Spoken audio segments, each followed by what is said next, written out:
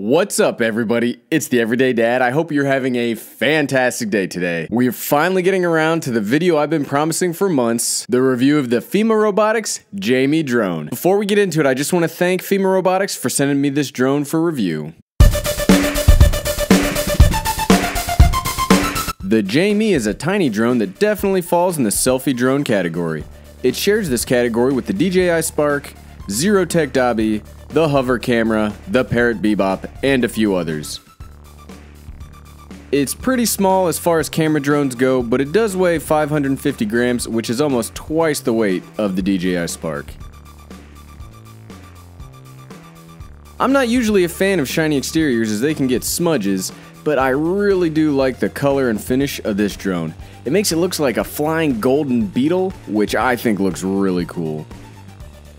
The propellers are pretty easy to take on and off, though they do feel a tad on the flimsy side. I would not want to transport these without it being in the box that it came in. Underneath is the 3000 milliamp hour battery, which the company states that it has a 23-minute flight time, which when you consider that against the DJI Spark's 12-minute flight time, that's actually pretty darn good. It has both GPS and GLONASS receivers inside of it to ensure that you get that steady lock, and that should enable stable flight. On the bottom, it does have both ultrasound and optical flow sensors, and that's to help more with indoor flight. However, I will not be flying this drone inside. I'm kind of iffy on the whole flying drones inside thing. If you saw my video about the Mavic Pro and that I returned to home it into my ceiling, you probably understand why. You can control it with either a cell phone app or a controller. The controller is sold separately. Now, the thing that most DJI people are not going to like about this drone is that you cannot use an on-the-go cable. There's no way to connect it physically from the controller to your phone. It only works through Wi-Fi. It has a 13 megapixel camera on the front with the ability to film up to 4K 20 frames per second, which when you get to these little drones is actually quite remarkable. Most do not do 4K, or they'll do unstabilized 4K and sacrifice their 4K to get a stable 1080p. The camera has a 76-degree field of view and has 32 gigabytes of internal memory storage for your photos and videos. It does not have the ability to use expandable media, so don't try, like I did, searching for a SD card slot, because it doesn't exist. But the main selling point of this drone is the gimbal on the front. I personally hate shaky footage, which is why I invest so heavily in stable cameras, gimbals, sliders, and tripods. I love when you can get action shots with perfectly stable footage, and basically I'm in love with drone gimbals. Long story short, if you're not new to the channel, you know, I love gimbals. It is a 2-axis gimbal, and it controls the pitch and the yaw, and we'll see some examples of those in just a little bit. To control the drone, you need to use the Feima Jamie Fly app. This app will walk you through the steps to set up the drone and start your first flight. Something that I really like about this app is that it forces you to do some training before it gives you the full reign of the drone. I am a very, very safety-oriented drone pilot.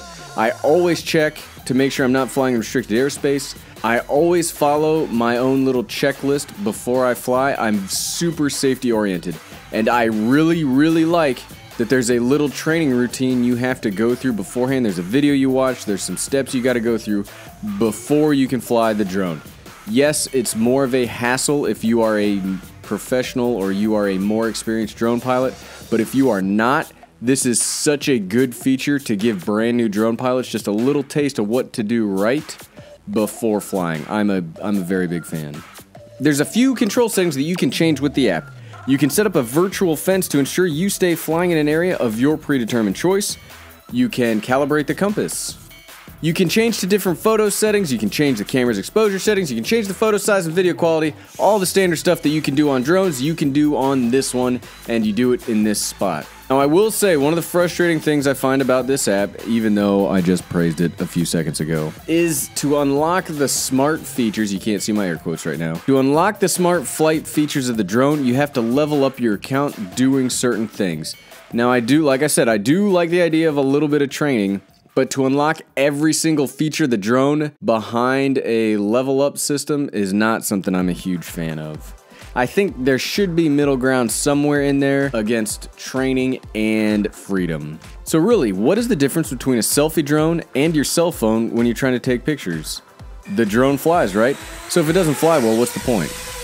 The simple user interface on the Jamie app does make the flying pretty easy, and it's also very simple to see how to start recording. Taking off. I had some problems when I first started using it with hovering, however there was a firmware update and it does hover much better now. Both the app and the controller make the drone pretty easy to fly. When I first got this drone, it struggled to maintain a straight line of flight, but there have been a few firmware updates since then and apparently have fixed some of the issues I was having. Flying it today was not as bad as it was flying it a few months ago. The flight time is seriously good with this drone. It's a stated 23 minutes. However, if you know anything about drones, it's probably closer to 21. I wasn't able to get a timer out of it today as I only have one battery, and I use that battery to do footage instead of just having it hover there. But 23 minutes for a drone battery of this size is an eternity, especially like I said when compared to the DJI Spark drone's 12-minute flight time. Noise levels are a little higher than I'm used to. It's not terrible, but it is much louder than my Spark. I think those tri-blades might have something to do with it. They should, however, I'm not a scientist, but they should give you more lift because of the tri-blades. They should have more bite in the air, and somebody in the comments can explain the science of it because I'm sure somebody's out there that knows it. I don't know it, but lift, more blades equals more lift in my brain. Something that I do not like about the drone's flight, and it's not really about the flight, but it's the landing. It has no landing gear. It just has the rounded body on the bottom, so you have to land it on the battery every time you land it, and that just seems like a very bad design idea. I get the aesthetic they're trying to go for, but if you're going to do that, I mean, you're landing on the battery. That just is not a good idea when you're landing on lithium polymer batteries.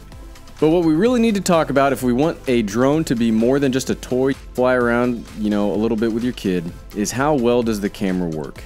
I mentioned it earlier, but I love gimbals. Seriously, taking the shakiness out of video is the best thing a drone can do. It's the best thing any camera can do. And a lot of cameras try to fake it nowadays with electronic image stabilization, and I am not a big fan of electronic image stabilization. You're either giving up some of your video quality to get it, or it just looks terrible and you get these weird black bars on the side of your footage that just look terrible. It's 2017. Let's get optical image stabilization going on. Is the gimbal on this drone perfect? No. As you can see, there is some jelloing effect on the footage. There is a little bit of wobble. The gimbal is not perfect. But I do think is only the second drone I've seen of this size that actually has a gimbal on it. I think it is doing better than other drones of its type. I did have some fun with the Parrot Bebop a couple of months ago also, and I really liked that drone for what it was. But it didn't have a gimbal, it just had some dampener in it. And the footage in it was stable. I like the ability to control the camera more. I like gimbals. I think you just have to be more careful when you're flying this drone as opposed to flying another drone.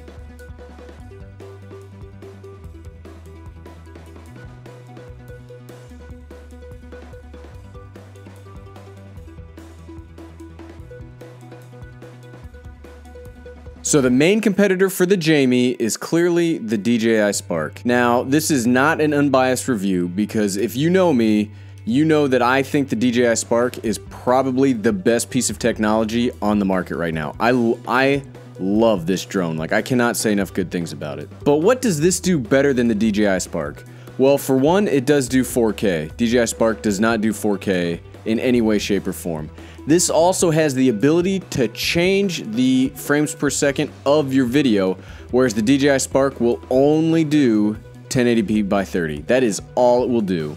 Nothing else. So I like the ability to change the image quality. I like the ability to change the video settings that you cannot change at all on the DJI Spark. It has a much longer battery life than the DJI Spark. The battery life on this is double of what a DJI Spark is. So for a DJI Spark to do better than this, you have to get the Fly More combo. 12-minute battery plus 12-minute battery equal this. So 2 batteries compared to 1 battery, which is a pretty big deal.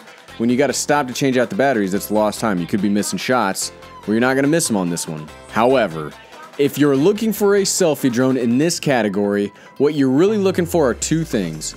Good enough image quality and convenience. And unfortunately, the DJI Spark crushes the competition when it comes to convenience and decent footage. The DJI Spark's footage, very stable, no issues with it. I mean, look, I can just throw this in a bag and go. It is the king of convenience.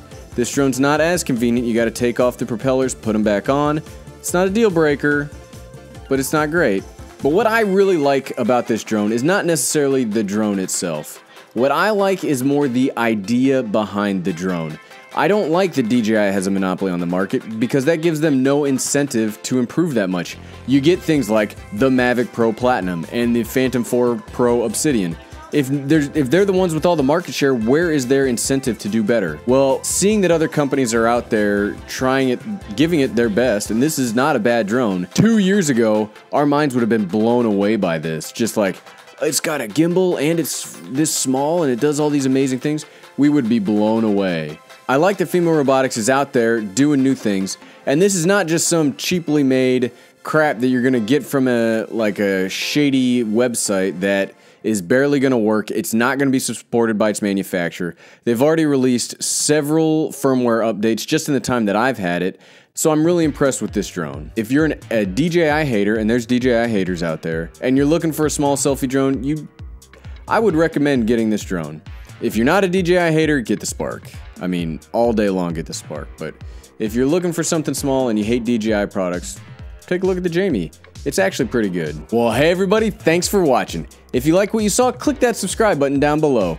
We do Drone Flight Friday every Friday at 12 p.m. Eastern. It's seriously, every day of the week that I release a video is so good. It's always my favorite day of the week. So if you like that, click that subscribe button. Well, hey, I'm the Everyday Dad. If I can figure out how to fly this golden beetle of gimbal goodness, I just made that up off the top of my head.